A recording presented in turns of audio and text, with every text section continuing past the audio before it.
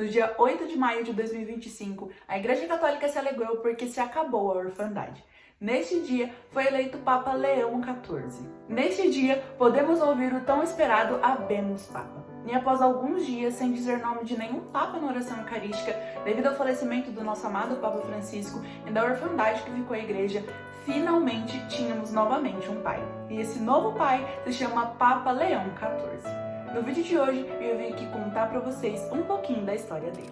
Olá pessoal, que a paz de Jesus, o amor de Maria esteja no seu e no meu coração. Eu me chamo Duda Diniz e sejam bem-vindos a mais um vídeo do meu canal. Tardei, mas não falhei, e cá estou eu aqui para trazer um vídeo para vocês contando um pouquinho sobre quem é o nosso novo Papa e um pouco da sua trajetória até chegar ao pontificado. Então, se você já gostou do título do vídeo, se também tá super fascinado pelo novo Papa, não para de pensar nele, não para de ver coisa dele, não para de querer saber dele, deixa aqui o seu like, se inscreve aqui no canal, aciona o sininho das notificações para não perder nada e já compartilha esse vídeo com seu amigo que também tá apaixonado pelo leãozinho ou por aquele que nem conhece para ele ficar conhecendo um pouco mais. Sem enrolar muito, vamos começar. Dessa vez, os cardeais elegeram um estadunidense, vindo lá de Chicago, com 69 anos, e que teve um período missionário muito bonito no Peru, tendo também uma descendência franco-espanhola. Em 2023, ele foi elegido pelo próprio Papa Francisco como se fosse o prefeito dos bispos, que é um cargo de muita importância e de muito renome dentro da igreja. Ele também não era cardeal antes do Papa Francisco, e foi instituído como tal pelo próprio. Esse conclave foi o primeiro que ele participou e ele já saiu Papa. Com certeza, o nome do cardeal Robert Francis Prevost não era um dos mais cotados pelos chamados vaticantistas para ser eleito como novo Papa. Porém, ele sempre foi muito querido pelas pessoas, as quais diziam que ele era muito prudente, muito amoroso, muito caridoso e que tinha um coração cheio de boas habilidades. Claro que a gente ainda não o conhece muito bem, mas por aquilo que já estamos vendo ele fazer e dizer, já dá para perceber que isso tudo é verdade. Como já dito por ele, a escolha do nome Leão XIV vem devido ao fato de sua admiração pelo Papa Leão XIII, aquele que foi o instituidor, ou seja, o criador da doutrina social da igreja, e relaciona a realidade da fé com as realidades da sociedade. Além de que a escolha do nome Leão sempre sinalizou uma firmeza doutrinal, ou seja, a grande maioria, se não todos os papas que escolheram esse nome, foram ou grandes teólogos ou grandes reformadores. Outro fato interessante é que Leão XIII foi aquele que criou a oração de São Miguel, e no dia em que o Papa Leão XIV foi instituído, era comemorada uma das aparições de São Miguel. Essa aparição aconteceu lá no Monte Gargano, e os fiéis acharam muito interessante que o Papa Leão tenha escolhido logo o nome Leão, que se refere ao seu antecessor, que criou a oração de São Miguel logo num dia da aparição do arcanjo. As suas primeiras palavras foram: "A paz esteja convosco". E na homilia que ele fez, um discurso que ele fez para os fiéis que se reuniam na praça, ele também disse coisas sobre não ter medo, que o mal não prevaleceria sobre a igreja. Pediu também a intercessão de Nossa Senhora e ressaltou a importância de sempre se conectar a ela e de pedir a sua intercessão. Agora, vamos voltar um pouquinho lá para trás e vamos conhecer um pouquinho da vida do nosso novo Papa. O nosso atual Papa é o primeiro Papa agostiniano, ou seja, o primeiro Papa que vem da Ordem de Santo Agostinho, e é o segundo pontífice americano depois de Francisco. Mas ao contrário de Jorge Mário Bergoglio, que era o nome oficial, era o nome de batismo do Papa Francisco, o estadunidense Robert Francis Prevost, que atualmente tem 69 anos, é originário do norte do continente. O novo bispo de Roma nasceu no dia 14 de setembro do ano de 1955 na cidade de Chicago, em Illinois, e é filho de Louis Marius Prevost, de ascendência francesa e italiana, e de Mildred Martins, que é de ascendência espanhola. O Papa tem dois irmãos homens, chamados de Louis Martin e John Joseph. Ele passou a infância e adolescência lá com sua família e estudou primeiro no Seminário Menor de Padres Agostinianos, e depois ele foi para Villanova University, na Pensilvânia, onde ele se formou no ano de 1977 em matemática, e depois ele estudou filosofia. No dia 1º de setembro do mesmo ano, ele ingressou no noviciado da Ordem de Santo Agostinho, na cidade de Santa Louis, na província de Nossa Senhora do Bom Conselho, em Chicago. Fez sua primeira profissão no dia 2 de setembro do ano de 1978 e no dia 29 de agosto de 1981 emitiu seus votos solenes.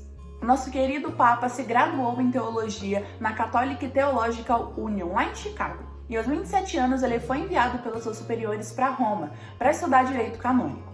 Foi ordenado sacerdote no dia 19 de junho de 1982 no Colégio Agostiniano de Santa Mônica, por Dom Jean Jadot. Prevost obteve a licenciatura no ano de 1984 e no ano seguinte, enquanto preparava sua tese para o doutorado, ele foi enviado em missão agostiniana lá para o Peru.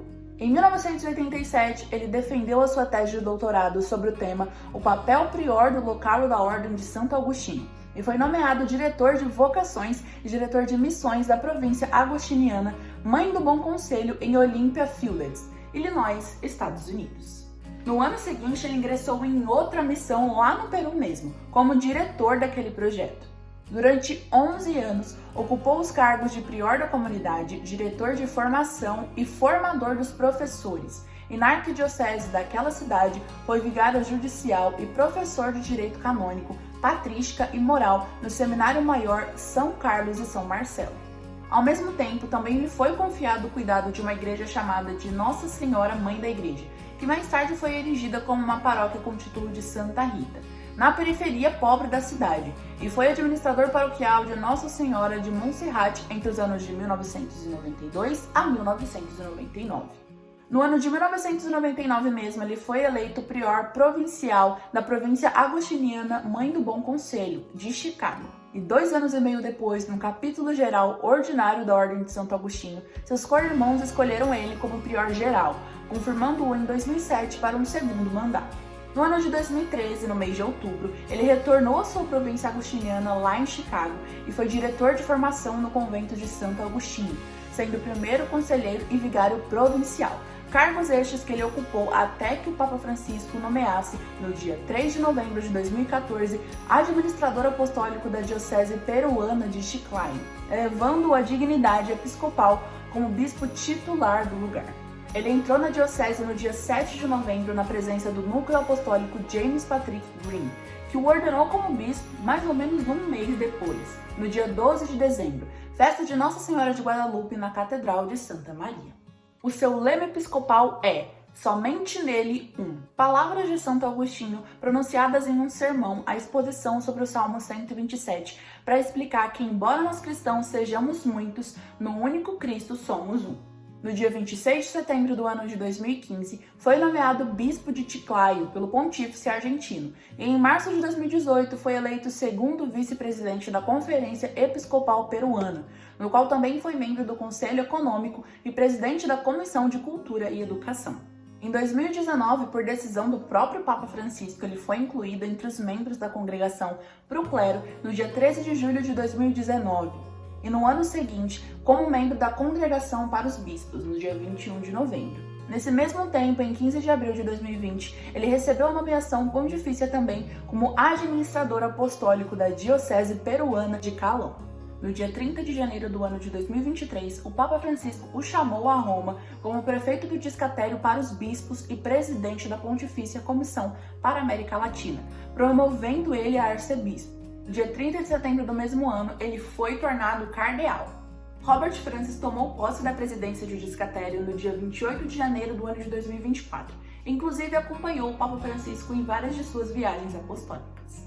No dia 4 de outubro de 2023, o Papa Francisco também o incluiu em várias outras partes importantes da Igreja. Durante a última hospitalização do Papa Francisco, no dia 3 de março, ele presidiu um rosário lá na Praça São Pedro. Depois de falar de toda a trajetória do Papa até se tornar Papa, vamos falar um pouquinho sobre o dia em que ele foi instituído.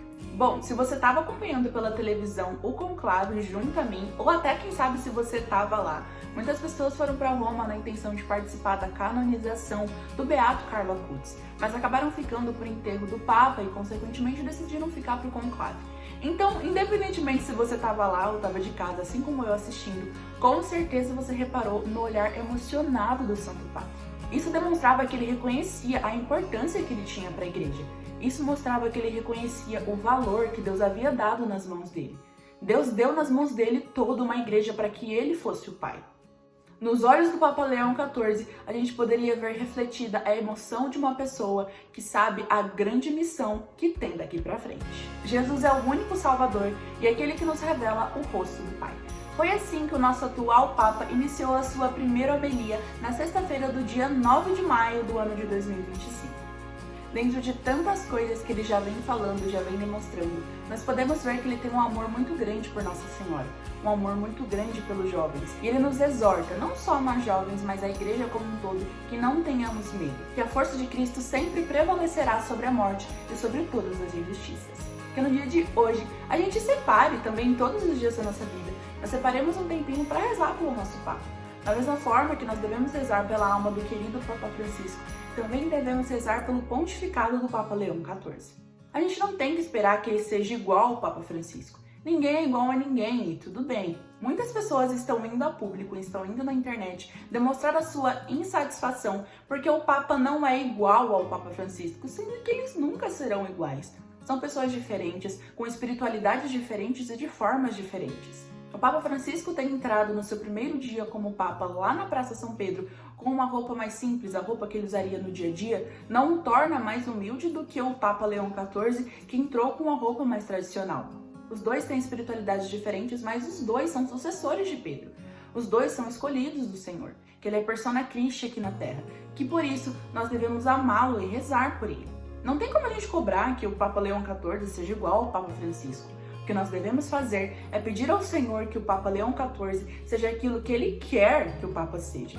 Ele não tem que ser aquilo que eu quero, ele não tem que ser aquilo que você quer, ele tem que ser aquilo que Deus quer. E é dessa forma, com o coração cheio de alegria, porque o nosso período de orfandade já passou, eu convido você a nesse dia tirar um tempinho mesmo para rezar pelo nosso Papa. Da mesma forma que sempre rezávamos pelo Papa Francisco, não nos deixemos calhar e acreditar em todas as mentiras que já estão espalhando pelo novo Papa. As pessoas de coração ruim sempre buscam formas de destruir a imagem da igreja.